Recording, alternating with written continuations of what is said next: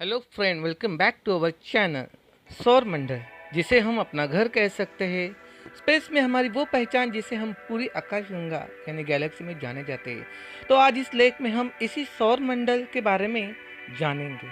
बिल्कुल, रात में जब हम आसमान की ओर देखते होंगे तो मन में ये ख्याल ज़रूर आता होगा कि ये आखिर ये सभी तारे, ये ग्रह, ये चांद क्या है, ये कैसे बने, इसके पीछे का विज्ञान क्या है। बिल्कुल, और किताबों में भी हमने पढ़ा है।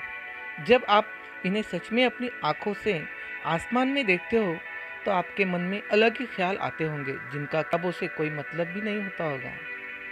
तो आज इस लेख में हम सौर मंडल की ही बात करेंगे, साथ में इनके सभी ग्रहों की भी जानकारी लेंगे।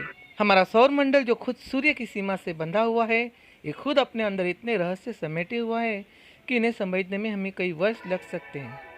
अगर सच में हम देखें तो ये हमारी सोच से बहुत बड़ा है। इसमें 8 ग्रह और 5 बौने ग्रह है शामिल। आज जितनी भी रिसर्च और खोजें हमने ब्रह्मांड के बारे में की है, उससे कहीं कम हमें अपने सौर मंडल यानी सोलर सिस्टम के बारे में पता है। तो बिना किसी देरी के लेट्स स्टार्ट द वीडियो।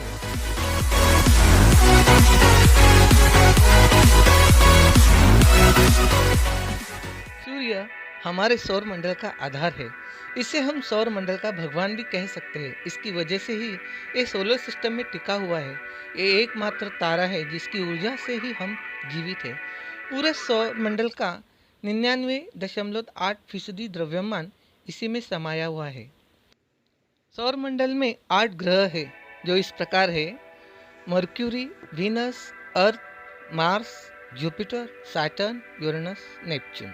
तो आज मैं आप लोगों को बुध, मर्क्यूरी, शुक्र, वीनस, पृथ्वी, अर्थ और मंगल, मार्स, इन 4 प्लैनेट की जानकारी देने वाला हूँ। इसके अगले पार्ट में हम आगे की जानकारी जरूर लेंगे। बुध सूर्य के सबसे पास का ग्रह है और द्रव्यमान से 8वें क्रमांक पर है। सौर मंडल का ये सबसे छोटा ग्रह भी है। हालांकि सूर्य के सबसे नज़दीक होने के बाद भी ये सौर मंडल का सबसे गर्म ग्रह नहीं है। ये सूर्य की एक परिक्रमा करने में 88 दिन लगाता है। ये लोहे और जस्ते का बना हुआ है तथा 2 अंतरिक्ष यान मैरिनर 10 तथा मैसेंजर बुध ग्रह जा चुके हैं। मैरिनर 10 सन 1974 तथा 1975 के मध्य 3 बार इस ग्रह की यात्रा कर चुका है। शुक्र हमारे सौर मंडल का एक ग्रह है जो सूर्य से निकटतम दूरी के क्रम में दूसरे स्थान पर है। पहले पर बुध ग्रह है। शुक्र लगभग आकार में हमारे ग्रह पृथ्वी जैसा ही है।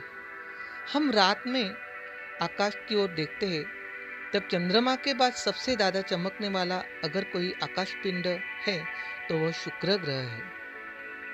शुक्र का घूर्णन विचित्र है। ये काफ़ी धीमा है। इसका एक दिन 243 पृथ्वी के दिन के बराबर है, जो कि शुक्र के 1 वर्ष से कुछ ज़्यादा है।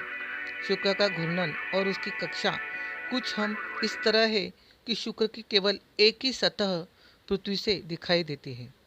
सूर्य और चंद्रमा के बाद वीनस हमारे रात आसमान में सबसे प्रतिभाशाली वस्तु। वीनस हमारे सौर मंडल में दक्षिणावर्त घूर्णन करता है। इसकी बहुत ही धीमी गति के कारण यानी रोटेशन के कारण विशेषज्ञों का मानना है कि अतीत में यह ग्रह किसी से टकराया होगा जिससे इसकी रोटेशन गति बदल गई। सूर्य से दूरी में तीसरे स्थान पर हमारी पृथ्वी ग्रह आता है। यह नीला ग्रह भी है जिससे पानी की मात्रा बहुत अधिक है। ये एकमात्र ग्रह है जहाँ पर जीवन है। पृथ्वी ग्रह अकेला ग्रह है जिसका अंग्रेजी नाम ग्रीक या रोमन पौराणिक कथाओं से नहीं है। जीवन के प्रारंभ के समय के कोई प्रमाण उपलब्ध नहीं है। पृथ्वी की सतह का 70% हिस्सा पानी से ढका है। पृथ्वी अकेला ग्रह है जिस पर पानी द्रव अवस्था में सतह पर उपलब्ध है। पृथ्वी के वातावरण में 78% नाइट्रोजन, 21% ऑक्सीजन और कुछ मात्रा में कार्बन डाइऑक्साइड और जलवाष्प है। पृथ्वी एक प्राकृतिक उपग्रह भी है। इसके अलावा हजारों की संख्या में कृत्रिम उपग्रह है। क्षुद्र ग्रह है। पृथ्वी का एक साथी भी है जो पृथ्वी के साथ सूर्य की परिक्रमा करते हैं। मंगल सौर मंडल में सूर्य से चौथा ग्रह है। पृथ्वी से देखने पर यह ग्रह एकदम लाल दिखाई पड़ता है। इस ग्रह की सतह, जो कि चट्टानों और रेत के कणों से बनी है। सौर मंडल के ग्रह दो तरह के होते हैं, स्थलीय ग्रह जिनमें जमीन होती है और गैसीय ग्रह जिनमें अधिकतर गैस की मात्रा होती है। पृथ्वी की तरह ही मंगल भी एक स्थलीय धरातल वाला ग्रह है। मंगल पर 1965 में मैरिनर 4 यान भेजा गया था। उसके बाद इस ग्रह पर मार्स 2, जो मंगल पर उतारा भी था, लेकिन इसके अलावा बहुत सारे यान भेजे गए हैं। 1976 में 2 वाइकिंग यान भी मंगल पर उतरे थे। मंगल की सतह काफ़ी पुरानी है और क्रेटरों से भरी हुई है, लेकिन वहाँ पर कुछ नई घाटियाँ, पहाड़ियाँ और पठार भी है। ये सब जानकारियाँ मंगल भेजे गए यानों ने हमें दी है। मंगल का वातावरण पतला है।